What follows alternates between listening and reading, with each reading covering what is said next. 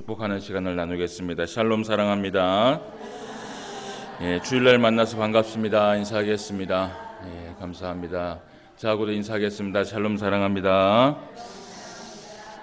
반갑습니다. 오늘 우리 교회가 1년에 한 번 또 야외로 나가는 날입니다. 하나님께서 또 귀한 날씨를 우리에게 허락하여 주셨는데 날씨가 조금은 쌀쌀한 것 같지만 또 하나님께서 인도하여 주셔서 또 그곳에 가면 좋은 날씨를 하나님께서 인도하여 주실 줄 믿습니다.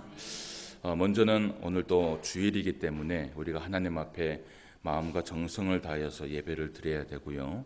또 야외 예배가 있다 할지라도 또 배고픈 배를 조금 부여잡고 하나님의 말씀을 또 드려야 되지 않겠습니까? 근데 오늘 이제 제가 본문 말씀을 시편 51편의 말씀으로 제가 변경된 이유는 우리 교회는 뭐 강해의 말씀을 통하여서 계속해서 말씀을 이어가면서 말씀을 살펴보고 있지만 여호수아 말씀을 좀 깊이 묵상을 하면서 계속해서 좀 말씀을 보기에는 시간이 조금은 부족한 것 같고 오늘은 시편 51편의 말씀을 통하여서 다윗의 시편에 대한 그 말씀으로 하나님 앞에 은혜를 나누고자 합니다. 오늘 우리가 살펴보았던 이 시편 51편 말씀, 우리가 잘 알고 있는 말씀 가운데 하나이기도 하고요. 또 다윗이 하나님 앞에 정말 참회하고 통회하면서 회개의 그 시편을 기록한 시편이 바로 시편 51편의 말씀입니다. 다윗의 그 참회의 회개의 그런 시편은 사실은 51편 한 편만 있는 것이 아니라 시편 모든 시편에 보면 7개의 참회의 시편이 기록이 되어 있습니다. 6편의 말씀과 그리고 23편의 또 말씀과 그리고 38편의 시편 말씀 그리고 이제 오늘 우리가 살펴보려고 하는 51편의 시편 말씀 그리고 또 102편의 시편 말씀이 있고 그리고 130편의 시편 말씀과 147편의 시편 말씀 이렇게 7개의 시편이 다윗이 자신의 인생을 살아가면서 이것보다 더 많은 회개를 하고 더 많은 참회를 하고 또 더 많은 통회를 했겠지만 그 가운데 대표적인 시편 7개의 시편이 우리 성경 가운데 기록되고 수록된 것을 살펴볼 수 있습니다. 그런데 이렇게 시기적으로는 다른 시기에 기록되었기 때문에 시편이 6편에서 147편까지 곳곳에 흩어져서 이 참회의 시편이 기록이 되었지만 사실은 이 시편만 한 군데 모아놓고 이 시편을 계속 묵상하면서 조용히 살펴보게 되면 사실은 그 시편에 가지고 있는 참회의 시편은 이 다윗이 가지고 있는 그 중심의 한 가지 죄악, 이 다윗이 평생을 살아가면서 하나님 앞에 마음에 품고 통회하면서 회개하면서 진심으로 하나님 앞에 무릎을 꿇고 나아갔던 그 한 가지의 죄악이 사실은 거기에 담겨 있는 것을 우리가 보게 됩니다. 나중에 아마 기회가 된다면 6편, 23편, 38편, 51편, 102편, 130편, 147편을 한 곳에 모아놓고 그것을 계속 한번 묵상을 해보시길 바랍니다. 그것을 묵상해보면 이 다윗이 평생을 살아가면서 하나님 앞에 때마다 또 그리고 수시로 하나님 앞에 무릎을 꿇으면서 예배하며 또 기도하며 그리고 참회하며 통회하며 나아갔던 그 시편의 모습을 보게 됩니다. 우리가 잘 알고 있는 것처럼 사실은 이 다윗은 어린 소녀 때부터 하나님을 경외하는 자였고요. 그리고 이 다윗이 이스라엘의 왕이 되어서 하나님 앞에 사용되어지기까지 그의 중심이 사실은 하나님 앞에 많은 칭찬을 받은 자였습니다. 우리가 잘 알고 있는 것처럼 이 다윗은 하나님 앞에 기쁨이었고요. 성경에 기록된 그 모든 왕들 가운데에서 하나님은 항상 이 다윗을 기뻐했고 항상 이 다윗을 세워줬고 그 모든 왕들 가운데에서 칭찬을 받을 만한 왕이 있으면 하나님은 다윗과 같이 칭찬을 하면서 나아갔고요. 그리고 하나님 앞에 죄악 가운데에서 하나님 앞에 범죄하며 살아갔던 수많은 왕들에게서는 그 다윗처럼 이들이 살아가기를 바라면서 하나님께서 말씀하신 것을 보게 됩니다. 그만큼 이 다윗의 일생은 정말 하나님 앞에 그 중심이 바랐고요. 정말 그 마음속에 하나님을 경외하면서 참된 그 신앙의 마음을 가지고 살아가려고 굉장히 부단히도 애썼던 사람 중에 한 사람입니다. 이 다윗은 왕이 되고 나서도 자신의 그 교만함을 나타내지 아니하고 겸손함의 삶을 살아갔고요. 이 다윗은 평생을 살아가면서 하나님을 위해서 살아갔고 그 아들 솔로몬에게 자신의 그 왕권을 주면서도 이 다윗이 마지막으로 남긴 말씀이 무엇이냐 하면 하나님의 말씀에 순종하며 살아가라. 그 말씀, 모세가 기록한 그 말씀대로 그 율법대로 기록한 대로 살아가면 반드시 하나님께서 너에게 복을 주시겠다라고 그렇게 말씀하신 것이 바로 다윗이었습니다. 이 다윗의 그 삶의 모습을 보면요, 참 하나님을 대할 때 정말 가식 없이 진심으로 하나님을 경외했어요. 우리가 잘 알고 있는 것처럼 여러분 이 다윗을 하나님께서 이스라엘의 왕으로 삼으실 때에 하나님께서 그 어떤 것도 보지 않고 단 한 가지만 봤습니다. 무엇을 보셨죠? 그의 중심을 봤습니다. 그가 키가 크든 그가 키가 작든 등치가 크든 등치가 작든 그가 얼굴이 잘생겼든 못생겼든 그가 많은 기술을 가지고 있든 기술을 가지고 있지 않든 그것이 상관 있는 것이 아니라 하나님께서 이 이스라엘 왕을 세울 때 이 다윗을 본 것은 그저 외모로 그를 본 것이 아니라 그의 중심을 봤던 것이죠. 그 이유는 뭐냐? 그 사실은 무엇이냐 하면 결국은 이 다윗은요, 어릴 때부터 정말 하나님을 진심으로 경외했던 사람이라는 것을 우리가 성경을 통해서 깨달을 수 있다는 것이에요. 특별히 이 다윗의 그 삶을 보면 사울 왕이 이 다윗 왕을 죽이려고 몇 번이나 애를 썼던 것이 있었어요. 우리가 잘 알고 있죠. 이 사울 왕이 칼로 죽이려고 했고 활로 죽이려고 했고 여러 번 그렇게 죽이려고 했음에도 불구하고 이 다윗의 그 중심에는 무슨 마음이 있었냐 하면 이 사울 왕마저도 자신을 죽이려고 하는 이 사울 왕마저도 하나님 앞에 기름 부은 받은 사람이라는 것을 기억하면서 그 사울 왕을 하나님을 대하듯이 정말 진심으로 대했던 그 다윗 왕의 모습을 보게 됐어요. 그리고 이 다윗 왕의 모습을 보면 자신들의 그 부하, 자신들의 그 신하들을 대할 때도 이 다윗 왕은 교만하지 않았고요. 이 다윗 왕은 자신의 그 권위를 내세우지 않았습니다. 그 신하들과 그 부하들을 대할 때 정말 이 다윗 왕의 모습을 보면요, 정말 한 사람을 보더라도 죽게 대하듯 하고 정말 한 사람을 대할 때도 전심을 다해서 대하고 정말 사람을 대할 때도 인격적인 관계를 가지면서 진심으로 사랑하기를 원했고 진심으로 정말 자신의 그 긍휼을 나타내기를 원했던 사람이 누구였냐 하면 바로 다윗이었습니다. 그런데 이런 다윗도 하나님 앞에 씻을 수 없는 큰 죄를 범한 적이 있었어요. 우리가 잘 알고 있는 것처럼 밧세바와 우리아의 사건이죠. 잘 알고 계시죠, 그죠? 참 어떻게 보면 다윗에게 있어서는요, 일생일대의 가장 부끄러운 순간이 아닐까 싶어요. 하나님 앞에서도 그렇고 사람 앞에서도 그렇고요. 그렇게 하나님 앞에 칭찬을 받았던, 하나님을 경외하고 그 중심이 바랐던 이 다윗도 일평생 살아가면서 그렇게 큰 범죄를 범하게 되는 것을 우리가 볼 수 있어요. 그 말씀이 어디에 나오냐 하면 사무엘하 11장 이후에 보면 기록이 되어 있습니다. 이 다윗 왕이 하나님 앞에 범죄한 사건을 기록하고 있는데 그때 이 다윗 왕이 범죄했을 때는 이미 이 다윗 왕이 이스라엘을 크게 부강시키고 난 후였습니다. 그래서 다윗 왕이 실제로 이 이스라엘을 이끌어 갈 때 그리고 이 이스라엘 나라를 세워 나갈 때는 실제로 이 다윗 왕이 전쟁에 출전을 해서 함께 전쟁을 했지만 이렇게 나라가 부강하고 나서는 이 다윗 왕이 사실은 전쟁에 출전을 하지 않았던 것이죠.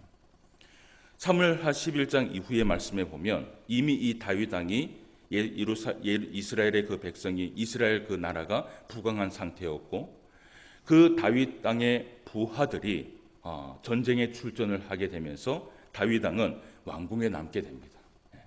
그 왕궁에 남게 되는데 그때부터 이 다윗이 문제가 시작된 것이에요. 그 왕궁에 남아 있을 때에 왕궁 옥상을 거닐다가 한 여인이 모욕하는 것을 발견하게 돼요.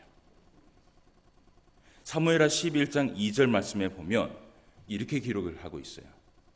그 여인을 본지라 그 여인이 심히 아름다워 보이는지라. 그렇게 기록하고 있어요. 여러분, 모든 제약은 다 어디에서 시작되느냐 하면 사실은 마음에서부터 시작되는 것이죠. 이 다윗 왕이 물론 눈이 있으니까 봤겠죠. 그렇겠죠. 뭐 인간이니까 어쩔 수 없겠죠. 우리가 눈이 있으니까 보고 귀가 있으니까 어떻게 해요? 듣게 되는 것이고요. 그죠? 그러나 그 가운데에서도 이 다윗이 하나님을 두려워하고 하나님 앞에 정말 진심으로 나아가려고 했다면 아마 다윗이었다면 고개를 돌리지 않았을까 그런 생각을 해요. 그럼에도 불구하고 이 다윗은요, 그 상황에서 자기 자신에 있는 그 욕망을 이기지를 못했어요. 결국은 마음으로부터 시작된 그 죄가 행함까지 가게 됩니다. 여러분, 우리가 성경에 보면 모든 죄악들이 다 어디서 시작되느냐 하면 사실은 마음에서 시작이 돼요. 우리가 성경을 창세기부터 보았던 것처럼 가인과 아벨의 이야기를 봐도요, 이 가인의 마음이 사실은 미워하는 마음에서 살인이 시작된 것이고요. 미워하는 마음에서 살인이 시작된 것이에요. 우리가 계속해서 여호수아의 말씀을 보고 있지만 그 여호수아의 이스라엘 백성들 가운데에서 아간의 범죄함을 그 말씀을 또 봤어요. 근데 이 아간의 범죄함도 탐욕의 마음에서 결국은 이스라엘 전체의 범죄가 되었다는 것을 우리가 보게 돼요. 그러니까 한 사람의 이 마음의 범죄가요, 얼마나 큰 영향을 끼친다는 것을 우리는 기억을 해야 돼요. 다윗 왕 역시 자신의 그 욕망의 마음을 결국 행함으로 이루어져서 밧세바를 범하게 됩니다. 그리고 그 밧세바가 임신을 하게 돼요. 그런데 중요한 것은 무엇이냐 하면 거기까지 이 다윗 왕이 멈췄다면 또 어떻게 될지는 모르겠어요. 그런데 이 밧세바를 범하고 나서 이 밧세바가 임신하고 난 이후에 이 밧세바의 원래 남편이었던 우리야, 이 우리야는 남편이기도 했지만 다윗에게 있어서는 충실한 신하였습니다. 정말 이 다윗을 위해서 평생을 충실하게 살아갔던 우리야, 그 우리였습니다. 그런데 그 밧세바의 그 임신의 사실을 덮기 위하여서 이 다윗 왕이 어떤 범죄를 저지르느냐, 결국 그 우리야를 죽이게 됩니다. 결국은요, 다윗이 가지고 있었던 그 하나의 욕망의 마음으로 시작을 해서 어디까지 간 것이에요? 살인까지 간 것이에요. 또 하나의 죄가 지어지고 그 죄를 덮기 위해 또 죄를 짓고 그 죄를 덮기 위해서 또 죄를 짓고 또 죄를 계속해서 지어나가는 것이에요. 우리가 그 성경을 보면서 우리의 마음속에 어떤 마음이 있느냐 하면 거기에서 멈췄으면 좋았어요. 거기서 하나님 앞에 무릎 꿇고 회개했으면 좋았으련만 이 다윗의 눈이 가려져서 하나님을 바라보지 못했던 것이에요. 그런데 중요한 것은 사람이 죄악으로 인하여서 영적으로 마음이 닫혀버리게 되니까 우리가 말씀을 본 것처럼 이 다윗 왕, 하나님을 그렇게 찬송하고 하나님을 그렇게 경외했던 이 다윗 왕도 그 눈이 어떻게 해요? 닫혀버리게 된다는 것이에요. 결국은 나단 선지자가 그것을 깨닫게 해줄 때까지는 결국은 깨닫지 못하는 그 사건을 우리가 성경을 통해서 보게 돼요. 여러분, 거짓말이라는 것이요, 참 처음에는 어떻게 해요? 작은 것으로 시작해요. 그죠? 이 작은 것으로 시작해요. 거짓말을 안 해본 사람은 없죠. 그죠? 여기 앞에 있는 목사도 거짓말을 해봤을까요? 못 해봤을까요? 잘 해봤어요. 잘해요. 저도 거짓말을 잘해요. 근데 참 이 거짓말을 하는 그 순간까지 여러 가지의 그 생각이 들지만 결국은 그 거짓말을 내뱉게 나면요, 그 거짓말을 덮기 위해서 또 거짓말을 하게 돼요. 이것은 사람의 죄성이라서 어쩔 수가 없는 것 같아요. 근데 거기서 사실은 정신을 차리고 그 거짓말을 놔버리고 정말 솔직히 고백을 하면 그나마 좀 나은데 그것을 덮기 위해서 또 거짓말을 하고 또 거짓말을 하다 보니까 이 죄가 나중에는 쌓여버려서 자신이 어떻게 해요? 감당할 수가 없을 정도로 그렇게 그 거짓말이 쌓는 것을 우리가 보게 돼요. 여러분, 왜 거짓말이 거짓말을 낳고 또 거짓말을 낳게 하는가? 성경에서는 뭐라고 얘기를 하냐면 디모데전서 4장 1절 말씀에 이런 얘기를 해요. 디모데전서 4장 1절 말씀에 보면 이렇게 거짓말을 넣고 거짓말을 놓는 이유는요, 자기 양심에 화인을 맞았기 때문이다 라고 얘기를 해요. 화인을 맞았기 때문에. 그러면서 디모데전서의 말씀에 보면 마지막 때가 되면 믿음에서 떠난 이런 자들이 더 많아진다라고 얘기를 하고 있어요. 여러분, 양심의 화인을 맞으면 바로 이러한 삶을 살아가게 되는 것이에요. 제가 오늘 무턱대고 이런 본문을 잡아서 설교를 하는 이유가 무엇인가? 그리고 또 이제 야외 예배를 나가서 즐겁게 또 교제를 나눠야 되는데 왜 하필 목사님이 참된 회개의 길이란 제목을 두고 설교 말씀을 정했을까? 이해가 되시지 않으시죠? 그죠? 이해가 안 됐을 거예요. 오늘날 한국 교회를 바라보면 참 양심에 화인 맞은 사람들이 너무 많은 것 같아서 사실은 통회하는 마음으로 이 설교를 준비를 했어요. 이 설교를 하면서도 고민스러운 것이 무엇이냐면 사실은 제 얼굴에 침 뱉기인 것과 같은 것인데 오늘날 한국 교회가 너무나 많이 무너져 있어요.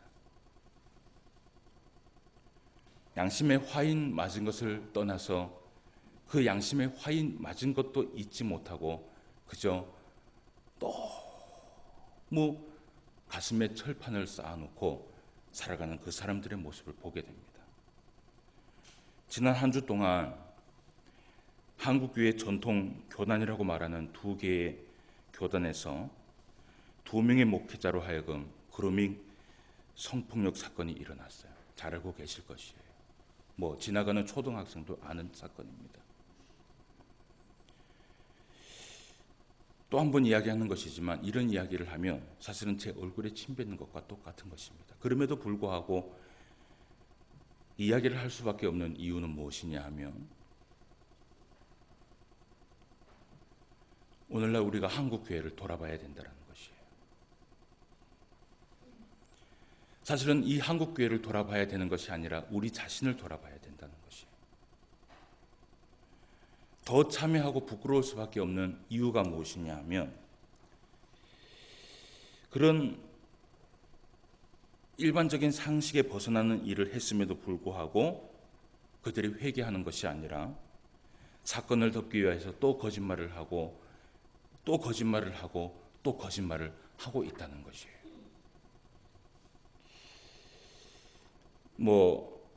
이 설교가 유튜브에 올라갑니다.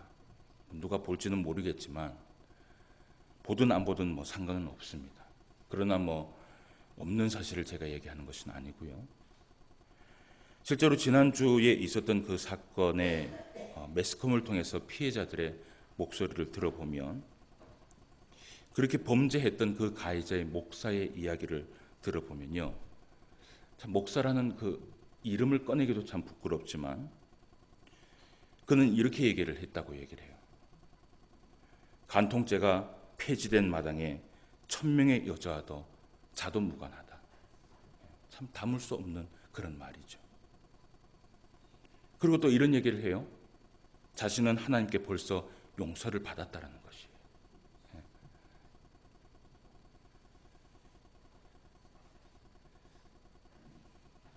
참 이런 설교를 하면서도 제가 두렵습니다.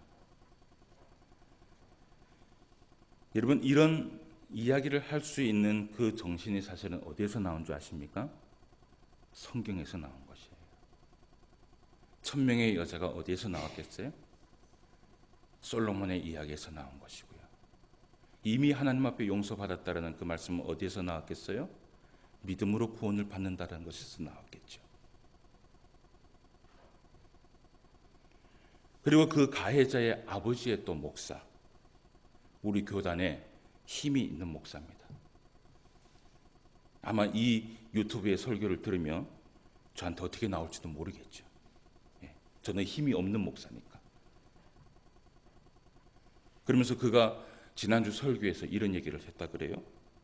자신의 뒤에 1000명의 목사가 있기 때문에 든든하다라는 것이에요. 그 앞에 하나님이 계시는 것은 알지 못하는 거죠. 왜 꼭 1000명이어야 될까요? 그리고 그 사건을 덮기 위해서 피해자를 또 이단화시키고 있다는 것을 우리는 보게 됩니다. 어떻게 보면 양심의 화인 이상의 것을 맞은 사람들의 모습을 보게 돼요. 제가 오늘 이 말씀을 통하여서 우리 성도들에게 말씀하고 싶은 것이 무엇이냐 하면 길게 얘기하지 않겠습니다. 두 가지를 얘기하고 싶어요. 그들은요, 성경을 오해하고 크게 착각하고 있는 두 가지가 있습니다. 정말 오해하고 착각하고 있는 것이 두 가지가 있어요. 첫 번째는 뭐냐 하면 그들이 하나님 앞에 용서를 받아서 나중에 구원을 받을지는 모르겠어요. 그 구원의 역사는, 그 구원의 열쇠는 예수님에게 있기 때문에 제가 구원을 받는다, 구원을 받지 않는다라고 얘기할 수 없습니다. 마지막에 우리가 예수님 앞에 섰을 때에 천국문에 들어갈 수 있게 하는 그 열쇠는 사실은 예수님에게 있어요. 그래서 말 그대로 그들이 얘기한 것처럼 하나님 앞에 용서를 받았는지는 모르겠지만, 그래서 구원함을 받았는지는 모르겠지만, 그들이 한 가지는 모르는 것이 뭐냐 하면 그들이 가지고 있는 그 죗값을 치르지 않았다라는 것이에요. 죗값을 치르지 않았다라는 것이에요.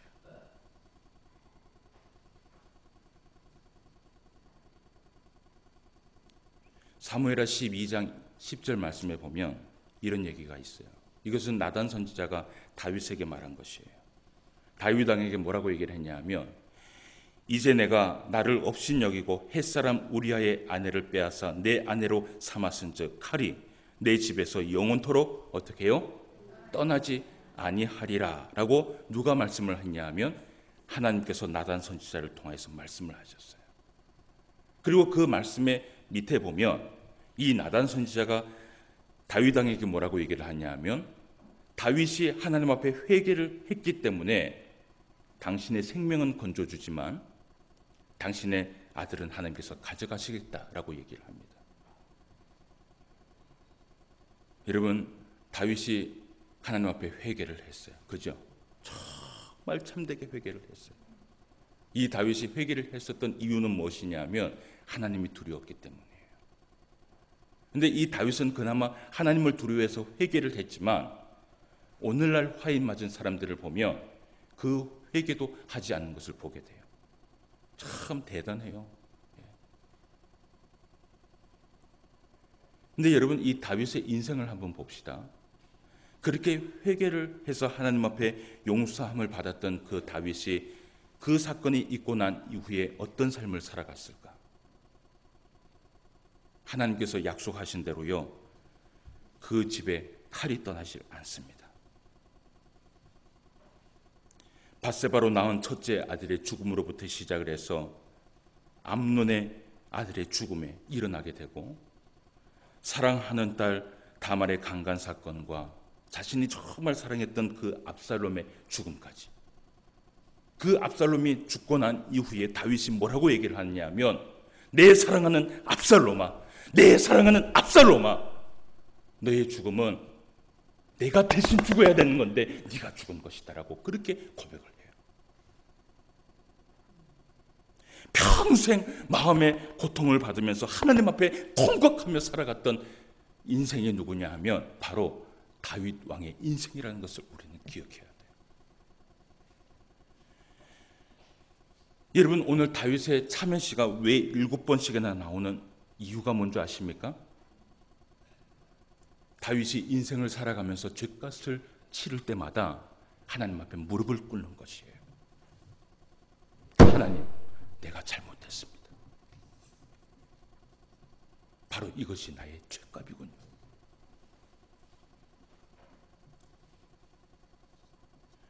여러분, 야곱의 인생도 한번 봅시다. 우리가 창세기를 통해서 야곱을 쭉 봤는데 하나님 앞에 선택된 사람이라 할지라도 하나님을 속이고 아버지를 속이고 형을 속였을 때 그 사건 때문에 어떻게 살아갔어요? 평생 험악한 인생을 살아가게 돼요. 많은 신앙인들이요, 자신의 입맛대로 성경을 보려고 하니까 이런 성경이 눈에 보이지가 않는 것이에요. 자신의 입맛대로 성경을 보려고 하니까 우리 하나님은 용서의 하나님이고 우리 하나님은 사랑의 하나님이고 우리 하나님은 구원의 하나님이라는 것은 알지만 그 하나님께서 징계를 내리시는 그 하나님, 책망을 하시는 그 하나님을 보지를 못한다는 것이에요. 제가요, 이 성경을 어디에서 눈을 떴냐 하면 청도에서 제가 사역을 하면서 이 성경에 눈을 떴어요. 물론 그 전부터 제가 이 성경을 참 많이 봤지만 이 성경을 창세기부터 요한계시록까지 눈을 떠서 계속해서 본 게 사실은 청도에서 사역을 하면서 제 은사 목사님을 만남으로부터 사실은 이 성경을 보기 시작했어요. 근데 이 성경을 보면 볼수록 제가 깨닫는 것이 무엇이냐면 참 두렵게 살아가야 되겠구나. 그 인생을 돌아보면서 이 성경을 보면서 제 인생을 돌아보니까 야, 결국은 내가 하나님 앞에 잘못한 것 다 죗값을 치르면서 살아갔구나라는 것을 깨달아요.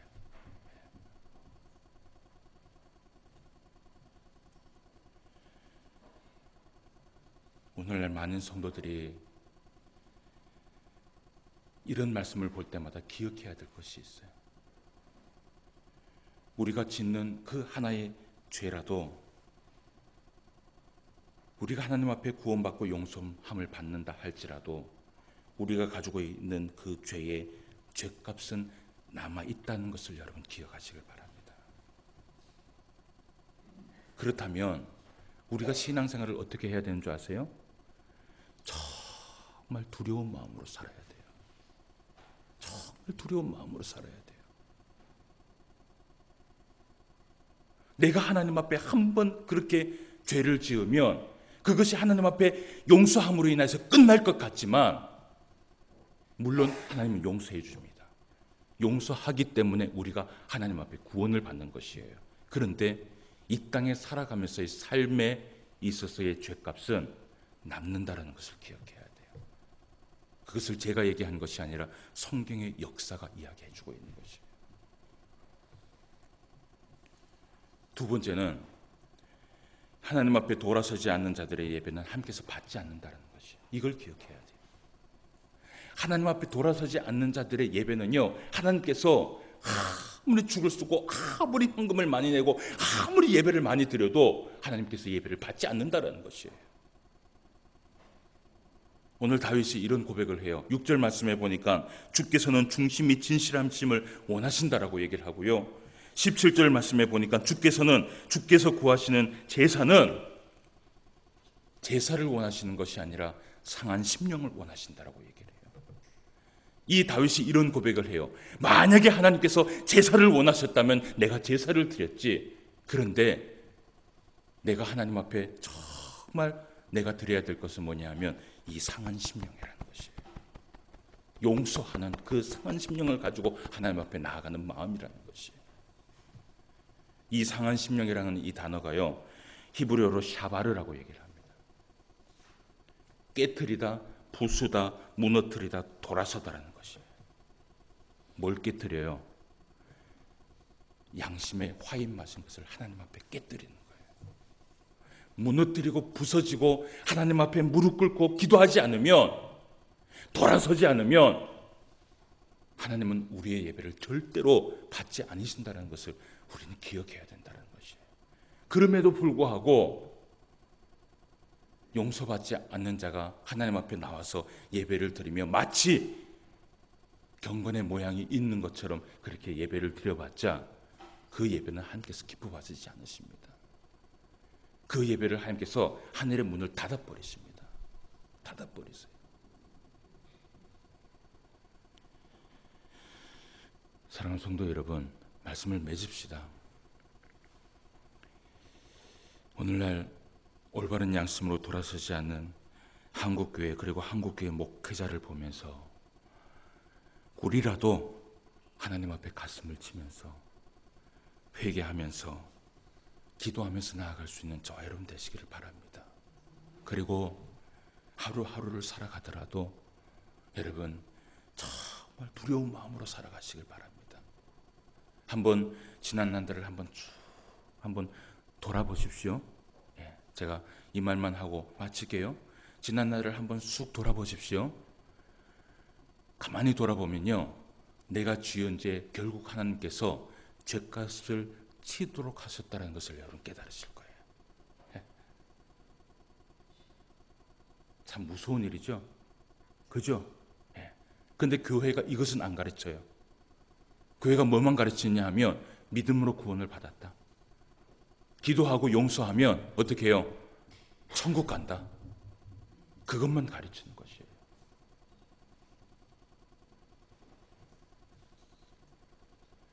여러분, 예수님 믿고 천국만 가시렵니까? 예수 믿고 천국만 가시렵니까? 아니죠. 예수 믿자마자 죽으시렵니까? 아니죠. 예수 믿고 우리의 인생은요, 예수님 오시는 날까지, 예수님께서 부르시는 날까지 인생을 살아가야 돼요. 그때 그 인생을, 평탄한 인생을 살아가려면 어떻게 살아가야 되는 줄 아십니까? 말씀 앞에 순종하며 살아가야 됩니다. 이번 한 주간도 여러분 살아가시면서 우리의 삶을 돌아보고 잘못된 삶이 있다면 진심으로 기도하고 진심으로 통회하고 그리고 정말 순종하면서 살아갈 수 있는 저와 여러분 되시기를 주님의 이름으로 축원함을 드립니다. 기도드리겠습니다. 하나님 아버지, 은혜를 진심으로 감사함을 드립니다. 오늘 이 시간에도 우리를 불러주셔서 주의 귀한 말씀 들을 수 있도록 인도하여 주심을 감사함을 드립니다. 우리가 지금까지 주의 말씀을 보면서 너무나 우리 입맛대로 그 말씀들을 보며 해석을 했습니다. 우리의 삶의 모든 모습들을 용서하여 주시옵시고 정말 주님 앞에 하루를 살아가더라도 두려운 마음으로 살아갈 수 있는 우리의 심령이 될 수 있도록 인도하여 주시옵소서. 예수님 앞에 섰을 때 그 예수님을 만나야 하는데 부끄럽지 않는 종이 되기를 원합니다. 하나님을 사랑하되 마음과 정성을 다하여 사랑할 수 있는 우리의 심령 되게 하시고 사람을 사랑하되 예수님을 사랑하듯이 죽게 대하듯이 사랑하며 살아갈 수 있는 우리의 심령 되게 하여 주시옵소서. 오늘도 말씀으로 함께하여 주심을 감사함을 드리며 모든 말씀 예수님의 이름으로 기도드리옵나이다. 아멘.